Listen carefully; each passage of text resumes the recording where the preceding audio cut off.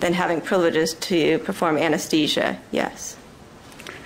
And there's different requirements for monitoring with respect to the differences with respect to anesthesia and conscious sedation, isn't there?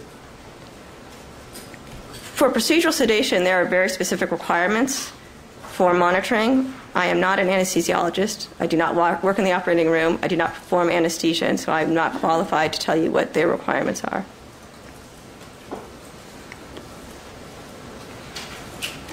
Are you familiar with blood levels, toxicology numbers that will be achieved upon use of certain amounts of medication? No. Beyond our area of expertise. Sustained. Partial answer is stricken. Please disregard it. So if a person's given a certain amount of propofol, would you be able to tell what their blood level was? Objection. Beyond the scope. Beyond the Sustained. Now, in your use of propofol and for procedural sedation, what types of what amounts of propofol do you use? It will vary case by case. Okay, it depends on the individual size. Yes. And does it also depend upon the level of sedation you're trying to achieve? In general, once I make a determination I'm going to perform procedural sedation, I will choose a dose that will, in general, make patients comfortable and not be completely alert or aware so that we can perform whatever painful procedure needs to be done. So in general, our goal is to have about the same level of sedation for most procedures. Okay, do you ever vary the sedation level for a procedure that you do? Yes, probably. You ever used propofol for as a pre-med prior to doing a procedure? No.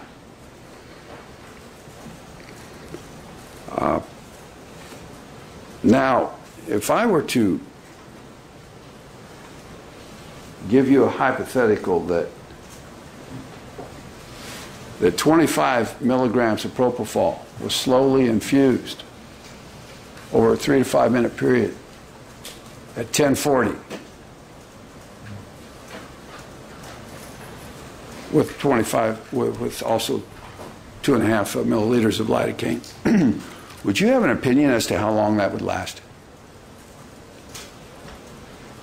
It would depend on the patient. On a patient, say the size of Michael Jackson, about 135 pounds. And he received no other medication. Right. I would think it would be, in my practice for procedural sedation, I couldn't imagine I would give a dose of 25 milligrams to an otherwise healthy 60-kilogram male and give it over 3 to 5 minutes, because I would not expect that would produce any level of sedation for me to achieve the procedure I wanted. But if it did achieve sedation, I would expect, if he didn't have any medical problems, 7 to 10 minutes, it would probably be worn off. When you say worn off, what do you mean? I would expect that I would not have, if I had achieved sedation, I would suspect that sedation would be completely resolved within about 7 to 10 minutes. Would that mean that the propofol would basically be out of the bloodstream? I don't think that that would mean that the propofol would be completely metabolized, but the sedative effects that I would be concerned about and the sedation level would not be a concern at 10 minutes. How long do you think it would take for it to be completely metabolized? Objection. Beyond the scope, beyond our area of expertise. Sustained. Now, when you say you're not even sure that would achieve, if there's no other drugs in the system, that might not achieve a level of sedation. Is that correct? That's correct. So is what you're saying is that 25 milligrams is a very small amount of propofol to give a patient?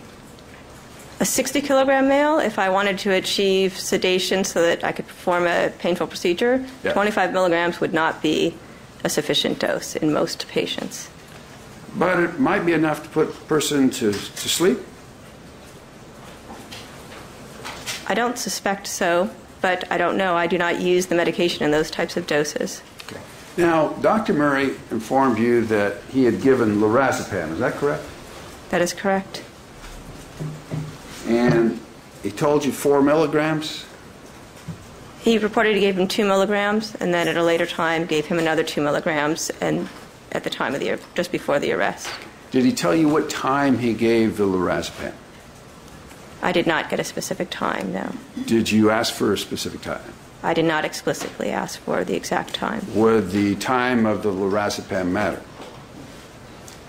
What do you mean, would it matter? Well, would it matter as to whether or not it's having an effect on his body at that time? At the time Mr. Jackson was my patient, he already had been dead for some time. The dose of the medication was reported to me as being, the last dose was given at the time that Dr. Murray reported he witnessed the arrest. Okay, when you asked about the medications, were you trying to determine a cause of death, or were you trying to get information necessary for purposes of treating Mr. Jackson?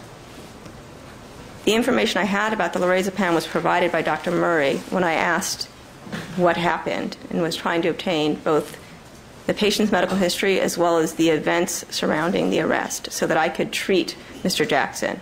So you wanted to know the information for purposes of treatment? Yes, Mr. Jackson was my patient and I was attempting to treat him, yes. Okay, you were looking to determine a cause of death. I was looking to determine what may have caused the death, just the same reason I asked about past medical history and medical complaints, because I use that in my decision-making in determining if there was something that was or was not done during the resuscitation that I should do. Well, when he's treated with lorazepam, would it make a difference whether it was treated, whether he was given the lorazepam that morning or the following or the previous day? Matter in terms of, I'm not sure what you mean in terms of matter. Why did you ask what medications were there? I was attempting to resuscitate Mr. Jackson. So in my mind, as I am running the code, I am thinking of all the causes for why a 50-year-old male would be suddenly dead, so that I can then decide what treatments we should consider.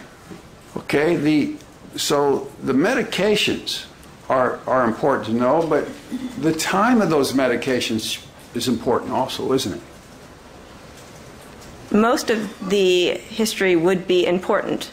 That is why I asked Dr. Murray for information. But you never asked him about the time, did you? No. Okay, so if he gave lorazepam the day before, it wouldn't matter at all, would it? I don't know what he did the day before.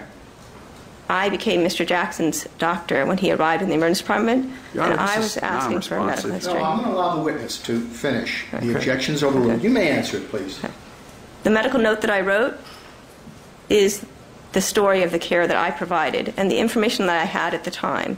I asked Dr. Murray standard, simple questions that I would ask of any medical professional if I was taking care of their patient.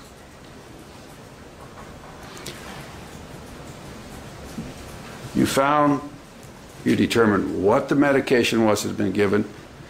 Is it your testimony that the time that it is given did not matter? I don't believe I said that that was my testimony, no. No, you didn't. I'm asking you if it did matter. It may have mattered, yes. At the time I was taking care of Mr. Jackson, I didn't know why he was dead, so I wasn't sure what mattered. That's why I asked for all of the information that I could have. But you didn't ask about the time, did you? No, I did not explicitly ask for the time. And what I'm asking you, does the time matter? Objection asked and answered about 3 times. Overruled. You may answer the question. At the time I spoke with Dr. Murray, his report to me was he gave the last dose, he gave 2 milligrams of lorazepam, observed the arrest, instituted CPR, and called 911. In my mind, I made the assumption, which may be incorrect, that that was all proximate, that he had just received the medicine, he witnessed the arrest, and then the patient shortly became my patient. Now, you've never testified before that he gave it and then witnessed the arrest right after he gave it, did you? I believe I did testify to that, and I believe that's what my chart reflects.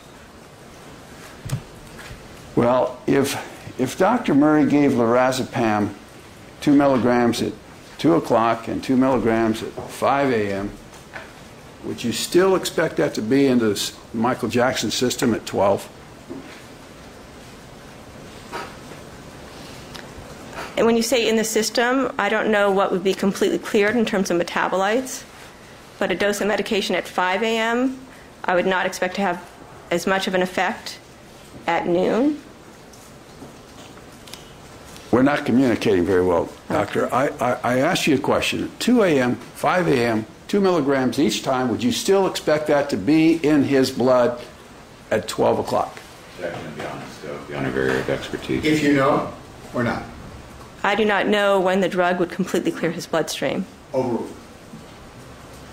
Are you familiar with the half-life of lorazepam? The half-life of benzodiazepines can vary greatly depending on the patient and on how many doses they've had, on whether they're a routine user.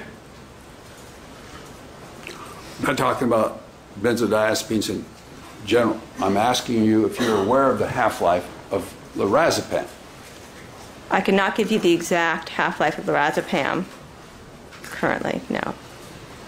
If it was given 2 milligrams at 2 and 2 milligrams at 5, would you expect any lorazepam to be in his bloodstream? Objection.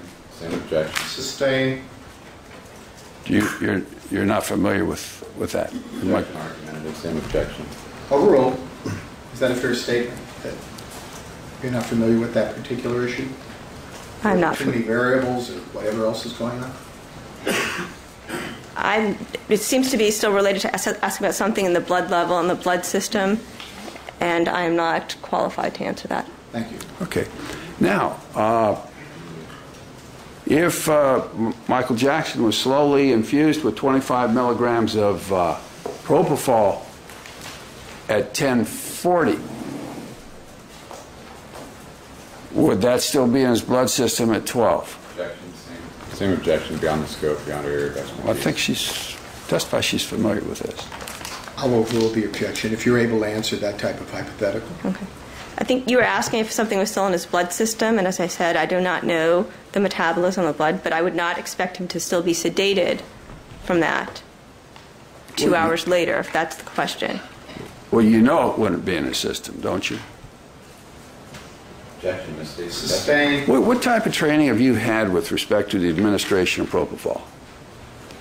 I have been to courses on procedural sedation. I perform procedural sedation. We routinely review articles of the use of procedural sedation.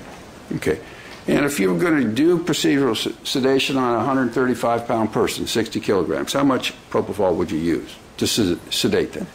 So this is a otherwise healthy person who I've already decided is safe to give procedural sedation to. Yes. And I've not given them any other medication. Yes. About 1 milligram per kilogram would probably be my starting dose. Okay. And that if you gave him 1 milligram per kilogram, in this case that would be 60 milligrams, correct? Correct. How long would it keep him asleep? If that was sufficient to sedate him, I would suspect the level of sedation would wear off in about 10 minutes. Okay. How long would it continue to be in the system? Objection vague. Same objection. The same ruling on foundation grounds. Sustain. How long would it be detectable in a blood sample? Objection. Sustain. We're going to move to another subject area. Thank you. 350, 352.